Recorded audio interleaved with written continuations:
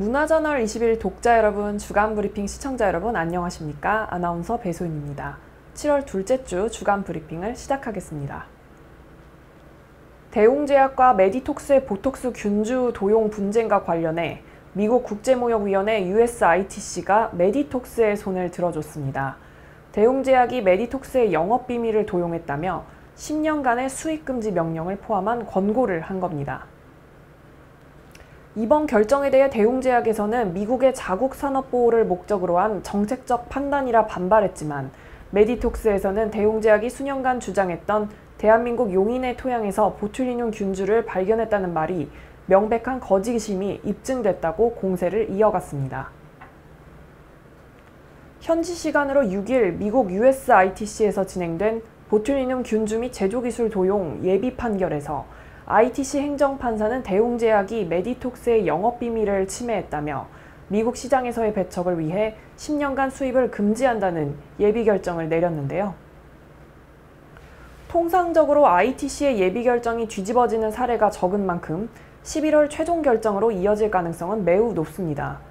예비 결정 이후 ITC 전체위원회 검토를 거쳐 미국 대통령이 승인하면 최종 결정이 나옵니다.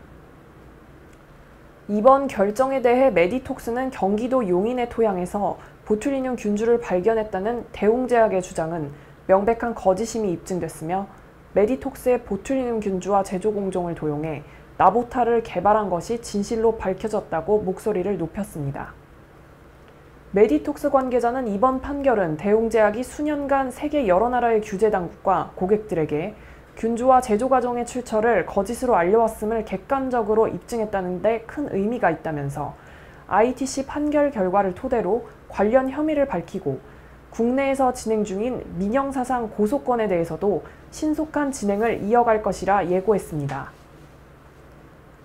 반면 대웅제약은 ITC 자체가 미국 관세법에 따라 운영되는 미 연방 행정기관에 불과해 사법기관과 같이 사실관계를 확정하는 기능이 부족하다고 지적하고 민영사상 절차에는 영향을 줄 수 없다는 입장을 보였습니다.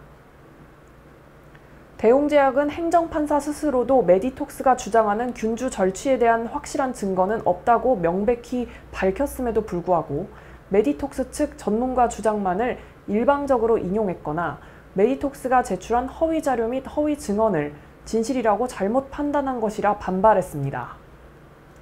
그러면서 메디톡스의 제조기술 도용, 관할권 및 영업비밀 인정은 명백한 오판이기 때문에 이 부분을 적극 소명해 최종 판결에서 반드시 승리할 것이라고 강한 불만을 드러냈습니다.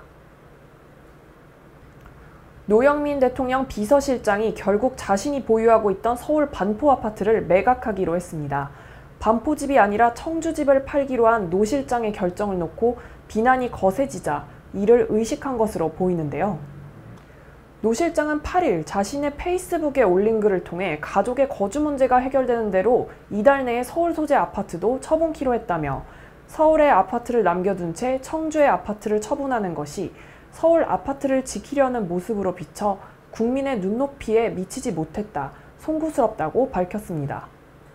그는 서울 소재 아파트에는 가족이 실거주하고 있었고 청주 소재 아파트는 주중 대사와 대통령 비서실장으로 재직하면서 수년간 비워져 있었다는 점 등을 고려해 서울 대신 청주를 팔기로 한 것이었다면서 지난 일요일 청주시 소재 아파트가 매매됐다고 설명하기도 했습니다.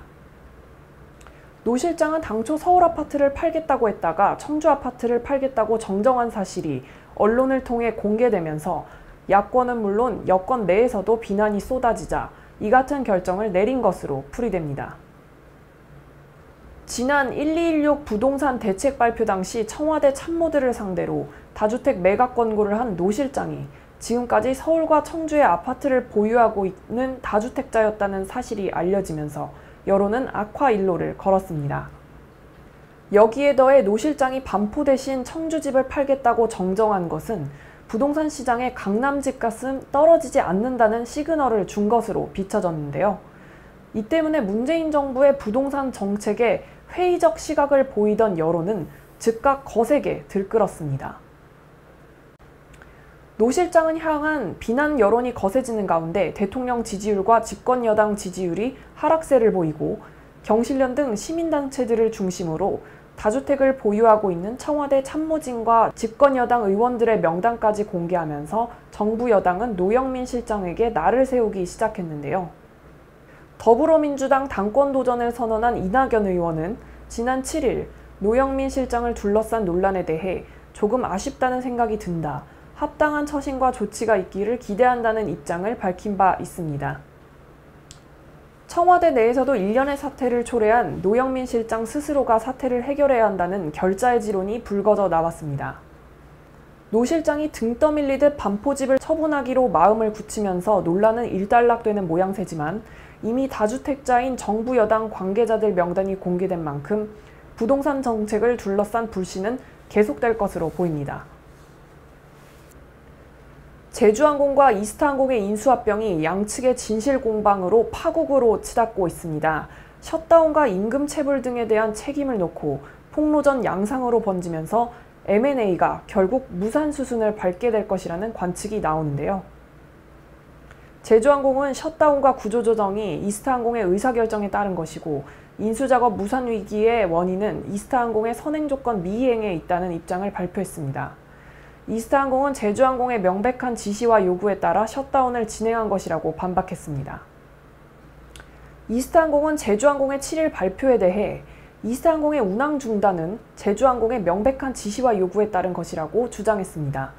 이스타항공은 운항 중단의 책임이 제주항공에 있다는 관련 근거를 얼마든지 제시할 수 있으나 계약의 마무리를 위해 자제하고 있다고 밝혔습니다. 이스타항공은 지난 3월부터 국내선과 국제선 운항을 모두 중단하는 결정을 내리고 현재까지 운항을 재개하지 못하고 있는 상황인데요. 이스타항공은 조종사 노조에서 언론에 공개한 구조조정 계획 문건은 실제로 사용될 목적으로 작성된 것이 아니었고 사용되지도 않았다며 실제 구조조정은 3월 말 셧다운 이후 제주항공이 제시한 규모와 기준에 의해 진행됐다고 설명했습니다. 또한 제주항공이 얘기한 타이 이스타젯 보증 문제와 관련해 제주항공의 이메일을 통해 증빙을 보냈다고 해명했습니다. 이스타항공은 지분 헌납에 따라 150억에서 200억의 자금을 임금 체불로 사용할 수 있다며 제주항공 주장대로 지분 헌납의 가치가 80억 원에 불과하다면 체불 임금과 미지급금을 해결하라는 것은 애초에 실현 불가능한 조건을 제시한 것이라고 제주항공을 비판했습니다. 체불임금 부담 주체에 대해서도 명백한 근거가 있지만 쌍방의 신뢰를 위해 자제하겠다면서 제주항공의 신의 성실과 기밀 유지 약속을 지키기 위한 인내와 책임 있는 행동을 기대한다고 밝혔습니다. 부동산 정책을 담당하는 다주택 고위공무원과 국회의원들에 대한 주택 매각을 요구하는 목소리가 날로 커지고 있습니다. 실거주용 한 채를 제외한 보유주택을 모두 매각해야 한다는 건데요. 정부와 국회의 부동산 정책이 국민들의 신뢰를 받기 위해서는 고위공무원과 국회의원이 솔선수범하는 모습을 보여줘야 한다는 지적입니다. 참여연대는 8일 오후 국회 정문 앞에서 기자회견을 열고 기획재정위원회 국회교통위원회 소속 다주택 국회의원들과 고위공무원들에게 거주 목적 1주택을 제외한 주택을 매각하라고 촉구했습니다. 참여연대는 고위공무원 다주택자들이 주택을 매각하지 않는다면 공직자윤리법상 이해충돌 방지 의무에 따라 주거부동산 입법을 다루지 않는 상임위로 옮겨 부동산 정책결정 직무에서 배제해야 한다고 주장했는데요. 참여연대 조사에 따르면 21대 국회 국토위와 기재위에 소속된 의원 56명 가운데 3분의 1에 달하는 16명이 다주택자인 것으로 나타났습니다. 더불어민주당 의원 6명, 미래통합당 의원 10명입니다.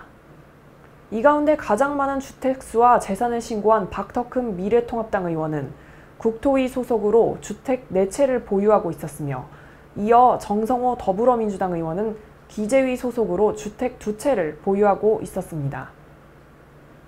박용대 조세재정개혁센터 소장은 현재 우리나라 주택시장 문제의 핵심은 다주택 보유임을 강조했는데요.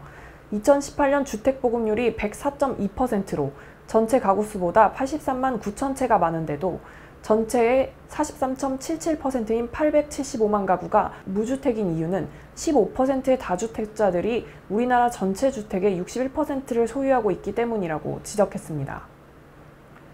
박 소장은 이러한 문제 해결을 위해서는 다주택자들에 대한 양도소득세 강화와 보유세 강화만이 해결책이라며 고위공직자와 국회의원들이 자신들의 다주택 문제를 스스로 해소하는 실천을 국민들에게 보여줘야 한다고 날을 세웠습니다. 박정은 사무처장은 부동산 가격 폭등의 문제 해결을 위해서는 정부와 여당이 공언한 대로 7월 내에 종부세 강화 입법과 임대차 3법 등의 입법을 서둘러 추진해야 한다고 강조했습니다.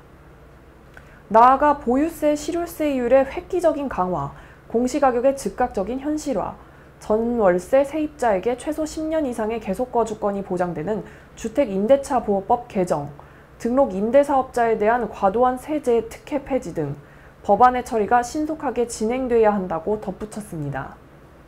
참여연대는 기자회견 후 시민 1,323명이 동참한 다주택 국회의원 및 고위공무원 비거주 주택매각 촉구 서명서를 국회의장과 여야 원내대표 및 국토교통부와 기획재정부 장관에게 전달했습니다. 박원순 서울시장이 10일 새벽 0시 20분쯤 서울 삼청각 인근 산속에서 숨진 채 발견됐습니다. 9일 오후 박 시장의 딸이 4-5시간 전에 아버지가 극단적인 선택을 암시하는 통화를 한 뒤 연락이 두절됐다며 경찰에 실종 신고를 했는데요. 경찰은 신고를 받고 수색에 나선 지 약 7시간 만에 박 시장의 시신을 발견했습니다. 박 시장의 시신은 서울대병원 영안실에 안치됐는데요. 장례는 서울특별시장으로 치러지며 발인은 13일입니다. 박 시장의 유고로 서울시장 직무는 서정엽 서울시 행정 1부시장이 내년 4월 치러지는 재보궐선거일까지 권한을 대행합니다. 박 시장은 8일 밤 전직 비서인 A씨로부터 경찰에 성추행 고소를 당한 것으로 알려졌는데요.